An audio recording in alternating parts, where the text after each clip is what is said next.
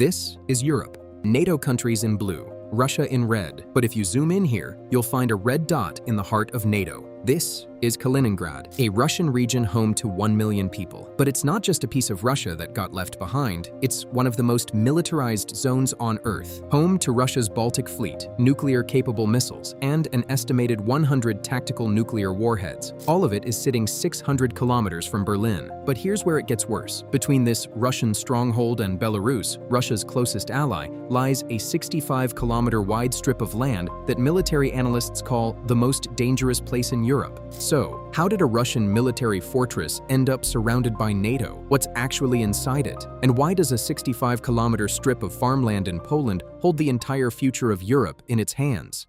To understand Kaliningrad, you first need to know what it used to be, because this city wasn't always Russian, it was German. For 700 years, this place was called Königsberg, founded in 1255 by the Teutonic Knights and built into one of the great intellectual centers of Europe. This was the city where Immanuel Kant was born in 1724, where he spent his entire life, where he wrote the works that defined the Enlightenment. The University of Albertina, founded in 1544, was one of Europe's most prestigious institutions. For 4 centuries, Königsberg stood as the capital of East Prussia, culturally German, architecturally grand, and deeply rooted in European history. Then came April 1945. Soviet forces surrounded the city. For weeks, the siege was brutal. By the time the German garrison surrendered on April 9th, 42,000 soldiers and civilians were dead. The Red Army captured over 90,000 prisoners. But Stalin didn't just want to occupy Königsberg, he wanted to erase it. At the Potsdam Conference in 1945, the Allies agreed to transfer northern East Prussia, including Königsberg, to the Soviet Union. And between 1947 and 1948, nearly 100,000 Germans were forcibly expelled. In their place came 400,000 Soviet citizens, Russians, Belarusians, Ukrainians. The city was renamed Kaliningrad. The old German architecture was demolished or left to rot. The university was shut down. The gravestones, including Kant's, were vandalized. An entire city's identity was systematically wiped from existence. But the Soviet citizens didn't want to live there. So, when volunteers weren't enough, Moscow imposed quotas on collective farms across the Soviet Union, forcing them to send people to Kaliningrad. Often, they sent the least desirable: alcoholics, the uneducated, and those nobody else wanted. By the 1990s, Kaliningrad had the highest AIDS rate in Russia, a catastrophic drug problem, and a poverty rate exceeding 50%. But while the city struggled, Moscow was building something else entirely. Starting in the Cold War and accelerating after 2000, the Kremlin transformed Kaliningrad into what one researcher described as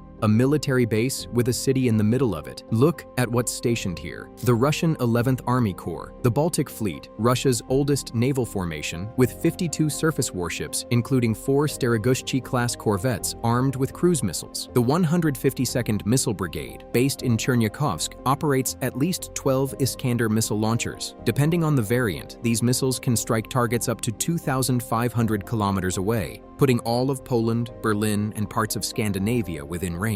Add to all of this the nukes. According to Polish intelligence, up to 100 tactical nuclear warheads may be stored in the region. Russia claims it withdrew all tactical nuclear weapons from Kaliningrad in the early 1990s, but NATO has never been able to confirm this. All of this, the missiles, the fleet, the potential nuclear arsenal, sits less than 600 kilometers from Berlin and 550 kilometers from Warsaw. This isn't a leftover Soviet territory, it's a dagger pointed at the heart of Europe's. But here's the dangerous part. Look at this map again. Right here, on the border between Poland and Lithuania, is a 65-kilometer wide strip of land. It's called the Suwalki Gap. This corridor is the only land connection between the 3 Baltic states, Estonia, Latvia, and Lithuania, with the rest of NATO. It's also the only thing separating Russian-allied Belarus from Kaliningrad. So basically, Russia doesn't need to fight all of Europe to invade the Baltics. It just needs to close a 65-kilometer corridor. That's it. One rapid offensive from Kaliningrad in the west and Belarus in the east, and the entire northern flank of NATO collapses. A 2016 RAND Corporation war game simulation showed exactly how fast this could happen. Russian forces could reach Tallinn and Riga, the capitals of Estonia and Latvia, in 36 to 60 hours. Before NATO could mobilize a meaningful response, the Baltics would be gone, and defending this corridor is nearly impossible. Only 2 major roads and 1 railway line pass through it. Any attempt to reinforce it under missile fire from Kaliningrad would be extraordinarily difficult. This is why military analysts call it NATO's Achilles heel.